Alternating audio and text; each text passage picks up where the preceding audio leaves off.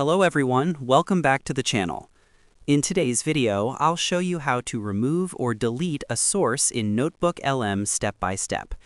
If you've uploaded a document by mistake or no longer need a source in your notebook, this guide will help you clean it up quickly. Let's get started. NotebookLM allows you to upload documents, PDFs, Google Docs, and other materials as sources. These sources help generate summaries, answers, and insights, but sometimes you may want to remove one.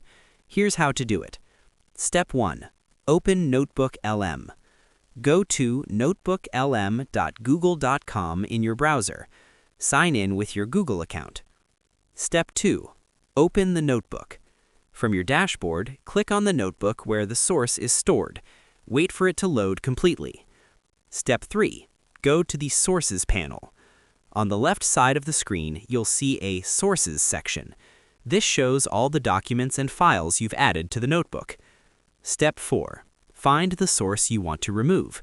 Scroll through the list and locate the file or document you want to remove. Click on the 3 dots next to the source. Step 5. Click Remove or Delete.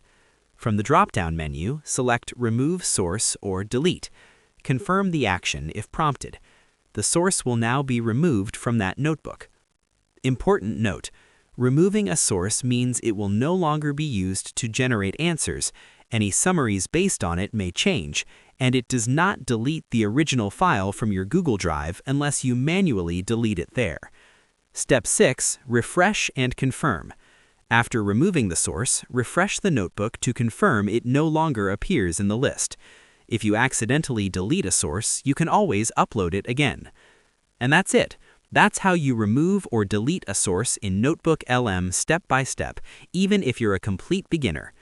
If this video helped you, make sure to like the video and subscribe for more simple and practical AI tool tutorials.